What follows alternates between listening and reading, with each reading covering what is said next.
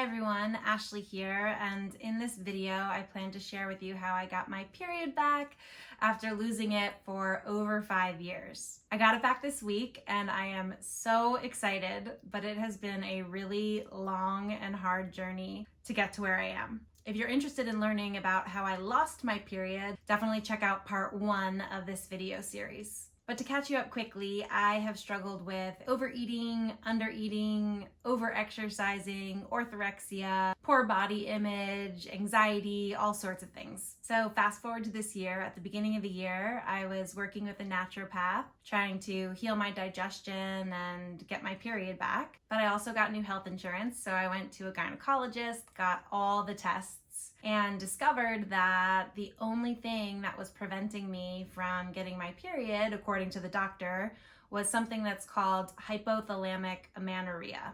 And that basically means that my hypothalamus gland in the brain was not communicating with my reproductive organs. My hormones weren't talking to each other in the way that they should. And typical causes of HA are stress, restrictive eating, overexercising, and sometimes genetic factors. So I had to come to terms with the fact that controlling my food and exercise was probably the reason why I didn't have my period. There were no other indications telling me otherwise. This was hard to come to terms with because I had tried so many different things, many of which were still controlling, many of which I thought were the right thing to do. But even though I was trying all these different protocols and processes, I still wasn't letting go, and I definitely wasn't listening to my body. But this was a blessing because I had no excuses left. I had to throw in the towel. I had to start listening to my body. I had to let go of the fear of gaining weight. And for a long time, I honest to God did not know that that was the underlying fear. There were so many layers in my mind, fearing for my health and really wanting to control more and thinking that that control would lead to this better outcome if I just tried harder, if I just figured out the right diet, if I just meditated more. I would come to this place where I would feel balanced and all of a sudden I would get a regular menstrual cycle. But I was still holding on to controlling my food and my weight. And one of the hardest things was at the beginning of this year, I was pretty much only doing yoga. I was running maybe once a week, twice a week at the very most. I was eating a moderate diet. Yes, I was following a food plan, so I wasn't listening to my body. I wasn't listening to my hunger and fullness signals because I felt safe in eating about the right amount of food that I needed to eat at each meal. And since I was eating enough, especially compared to when I used to undereat and go crazy marathon training and exercising like a nut, I convinced myself that this control was fine because I wasn't being as extreme. I wasn't being as controlling.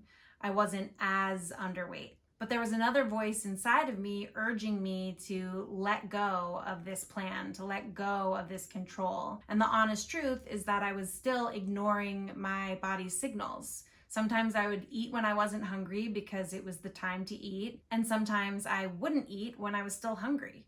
But I was maintaining a healthy body weight, so I felt like it was fine. It took me a long time to get to a point where I felt like I could honestly let go of the control, that I could let go of this plan that kept me safe, that kept me a certain size. To be completely honest, I prayed a lot. I asked the universe, I asked God to please allow me to let go of this control. Please help me be able to listen to my body. Please help me to let go of the fear of losing control. And after receiving my HA diagnosis, combined with talking to a therapist and discovering that the main fear I still had was gaining weight, I was finally ready to let it go. It was really hard, but I started to read blogs from a bunch of different women who had went through the same thing, and many of them recommended the book, No Period, Now What? So of course I ordered it on Amazon right away, and I joined the Facebook group that's associated with the book, and that was a huge help. I also started reading the book Intuitive Eating, which pointed out to me that I was still in a diet mentality under the guise of healthy eating in pursuit of balancing my hormones and healing my digestion. But the truth is, what I needed to bring back my period, to balance my hormones, to heal my digestion, was just to let go and allow myself to eat. And when I actually started to allow myself to eat, and when I really practiced trusting myself as a discipline, practicing trusting myself every single day, it was honestly a miracle. I was able to listen to my body because I wasn't afraid that if I listened to my body, I would gain all of this weight. I still had tons of fear. It was a very up and down experience, but I kept going because I knew in my heart that it was the only answer. And I just wasn't willing to continue suffering and to continue controlling my body and ignoring its signals for the sake of remaining at an exact weight. I finally decided that life is too short to manipulate myself and focus so much on myself to maintain this certain identity and look when my life was passing me by. I also want to get pregnant one day, so that was a huge driving force as well. What's the point of having a perfect body if I can't have children and the family that I've always wanted? So I'm here to tell you that if I can do it, you can absolutely do it too.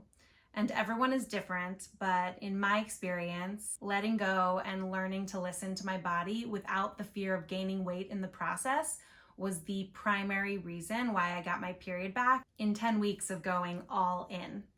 I should also mention that I stopped exercising entirely other than walking and some light yoga, which was extremely hard for me because exercise has always served as an outlet to relieve stress, to get energized, to clear my mind, to get focused. So there were plenty of hurdles to jump over, but they were all worth it because I now have my period back and I now know that my body is functioning in the way that it's meant to. And I also feel more confident that I'm at a weight that is healthy for my body. So if you're missing your period or struggle with irregular periods, I definitely encourage you to do your own research, to talk to your doctor, to figure out what you need to regain balance.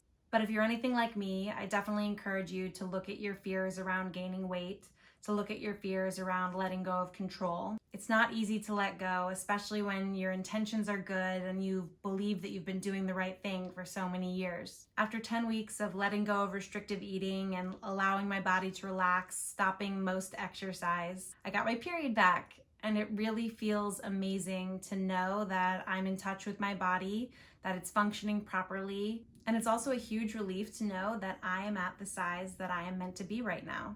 My body has shown me that by getting my period back. I know it's easier said than done, but it is well worth it. And check out No Period Now What, and also Intuitive Eating. If either of those books sound good to you, I'll include the links below. And if you have any questions or thoughts, please share in the comments below and I'd be happy to chat with you.